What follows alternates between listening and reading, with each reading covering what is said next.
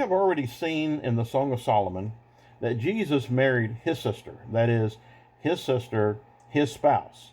And we see that in the Song of Solomon, chapter 4, verse 12, and chapter 5, verse 1a. And in the earliest times of the Old Testament, people always married within their own tribe, within their own families. If you go back far enough, again, if we go back far enough in Genesis, we find that those people had no choice but to marry their own sisters. For there were no other folks to marry on the earth, but of their own kin, their kin's women. Don't worry, I have an explanatory note for this, because I know some people are really scratching their heads over this one. Just give me a moment here. All right, explanatory note for there were no other people to marry on the earth. Now, with this statement, I may have gone a little too far for some people. I am well aware of the young earth theory versus the old earth debate, but honestly, I'm not trying to get into that controversial topic within this book, despite my sneaky statement that I quickly threw in anyway. Without doubt, I, who used to be an old earth theorist, I'm now amongst those who believe in a young earth. That is, that this planet is no older than 6,000 to 10,000 years old. So if Adam and Eve were the first people to be created on the earth, and I go over that notion, I don't know if I'm going to go over it in here. It's been a long time since I've read this book. It's been out for quite a few years. I do go over it. I just got through publishing my book on Adam and Eve, and I go over thoroughly about why I think Adam and Eve were the first people on the earth. So please check out that title if you have any questions on that. So if Adam and Eve were the first people to be created on the earth, and I think that they were, then within the first few generations, it could have only been possible to marry a sister in order to reproduce, or a close kins person anyway, a niece, an aunt. I don't think so, but maybe a sister or a niece. Genesis 1:27 through 28a says, God created man in his own image. In the image of God created he him. Male and female created he them. God blessed them, and God said to them, be fruitful and multiply and replenish the earth and subdue it. We're going to be talking about replenish in just a minute, of the proper interpretation of that word that the King James translators decided to put in there several hundred years ago. Now, I mean, after all, whether you believe Adam and Eve were the earth's first parents or not, and no matter how far back that you want to go, unless God simply created people in a lump sum at the very, very beginning of time, a group of people all at the same time, then what we consider in these modern day times as a marriage crime, between a brother and a sister, and I'm not encouraging that at all. Please continue to listen to what I'm saying here. It would have been absolutely necessary at that time. However, and despite that, I do feel that there is sufficient proof that Adam and Eve were Earth's first parents. Just the two of them created fully grown at the beginning, and then they began to birth children, males and females, brothers and sisters, who procreated with each other. And then they began to fill the earth with their own children. As, again, I went over in my book, Adam and Eve. But by the time that Moses and the law, the time that came around, there were plenty of people within the 12 tribes not to marry with their own immediate families anymore. And it therefore became outlawed, that is, against the Mosaic law, for the later generations to observe. Again, I go over intricate details of all of this in my book on Adam and Eve.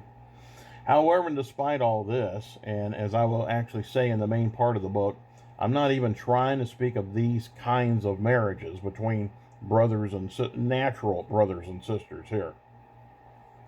I will actually be leading the conversation to safer grounds, so don't please either toss the book down or shut off this video, for it's really safe to listen to.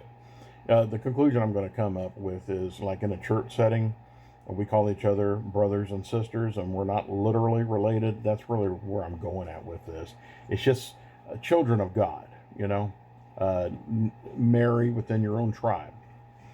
Anyways, let's talk about the word replenish. I talked about, when I quoted Genesis, God told him to replenish the earth. Let's talk about that. What throws a lot of people off is the English word replenish. In 1611, when the King James Version Bible was first published, and unlike today, the word did not mean to refill then, but it only meant to fill as in, for the first time. But what we really need to do is go to the Hebrew word, not necessarily the English translation. And I'm going to put that right here on the screen.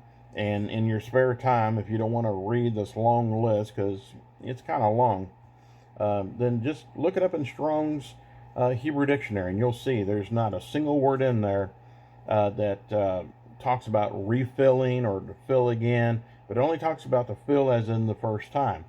So therefore, the word replenish should not direct our thoughts to believe that man was on this earth prior to these people who were created on the sixth day. Again, from Genesis chapter 1, verses 27 through 28.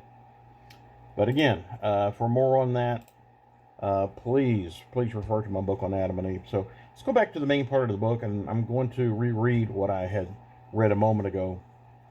In the earliest times of the Old Testament, only at the earliest times, people always married within their own tribe, within their own families. Go back far enough, it's the immediate family. And in Genesis, we're going to find that those folks had no other choice but to marry their own sisters. For there were no other people to marry on the earth at that time, but of their own kin, their kin's women. But seriously, I'm not really trying to make this appear to be what it's not, like I had mentioned a moment ago. Even though we can't ignore the fact that in the metaphorical sense, Jesus' bride is considered his sister spouse. I quoted that a few moments ago. It's directly in connection with how the daughter of Jerusalem, again, spiritually interpreted, marries her brother, the Son of God, the inner man. But as some commentators have suggested, this may not be in reflection to an actual sister. Now, here we go. I told you I'm going to redirect this about the sister, as in a close family-related association, but more of a sister in reference to the wide family of Christ, not perhaps of a close natural blood relation like they did back in the early part of Genesis.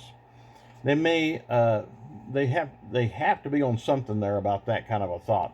Some have even pointed out verses to help us understand the close relationships of non-blooded related brothers and sisters in Christendom, like Matthew 12:50. This is Jesus talking. Whosoever shall do the will of my Father which is in heaven, the same as my brother and my sister and my mother. And also 1 Timothy 5:1-2. Don't rebuke an elder, but entreat him as a father, the younger men as brothers, the elder women as mothers, the younger women as sisters, with all purity. But nevertheless, we're not even talking about natural things here anyway. Okay? This is all highly symbolic of where I'm going. Yet very real at the same time. Just because something's spiritual doesn't mean it's not real or tangible. We're not even talking about marriage union between a natural man and a natural woman. But we're talking about the body of Christ, condensed into a single body, for my thoughts here, the inner man, who places the mind of Christ upon his shoulder. Spiritually speaking, that mind of Christ being the daughter of Jerusalem, the daughter and image of New Jerusalem, and together in this holy union, again, the daughter of Jerusalem and the Son of God, in here, and as we're going to see in just a minute here, they also are going to produce children on their own. Ephesians 5:31. For this cause shall a man leave his father and mother. Now, not being Jesus in New Jerusalem, but here, this is our earthly tutors. As we just read about in 1 Timothy chapter 5, verses 1-2, the elder men as fathers, the elder women as mothers. Those are our temporal spiritual parents. But let's continue in Ephesians 5:31. For this cause shall a man leave his father and his mother, shall be joined unto his wife. They two shall be one flesh. But what's so significant about this scripture, though? What am I really seeing in this? Isn't it pretty straightforward in explaining about a natural union between a man and a woman on the earth? And if that's really so, then how do we explain the next verse? Verse 32. This is a great mystery, but I speak concerning Christ and the church. Now, that's very curious there. Seriously, how can the natural union of a natural man and a natural woman be a great mystery? It would seem as if Paul was skipping the natural lesson on domestic situations here, just jumping on over to more spiritual matters. But then Paul leaves us one more hint in the very next verse that he was not talking naturally at all anyway. So verse 33. Nevertheless, even though I just got through speaking spiritually here and metaphorically, nevertheless, let every one of you in particular so love his natural wife. We're talking literally naturally now. Love his wife even as he loves himself, and the wife see that you reverence her husband. Again, this is a great mystery. Again, chapter 5, verses 31 through 32, because Paul was talking metaphorically. But what could he have meant if that's the case? It might be tempting to say that he was talking about Jesus Christ, the man that was on this earth 2,000 years ago, and the church, the many-membered body over many generations of Christians. But I want to narrow this down a little bit more than that, okay? Now, what if I place this instead into the hands of a single Christian person? And to say rather that this is referencing an individual saint who has the inner man and the mind of Christ, and that this particular Christian believer had graduated from their apprenticeship away from their former leadership, their formal human pastors, not former, can't talk today, their former human pastors, their spiritual parents in that sense, and is now in the business of making new converts for Christ on their own. How in the world could I get all of that from just those few verses? After all, once again, I didn't say this outright, Paul didn't say this outright, but what he said was, this is concerning Christ and the church, right? Now, I went over in really good detail in my book, The Church of the Fivefold Ministry, which we're in the middle of reading of also on video, about what the true Church of God really is. That it wasn't just some modern denominational ministry only, but was instead individualized as a God, Son of God relationship. And that the true temple, as we also seen in this book here, is the body of the inner man, and not some man-made structure building sitting at some physical location somewhere.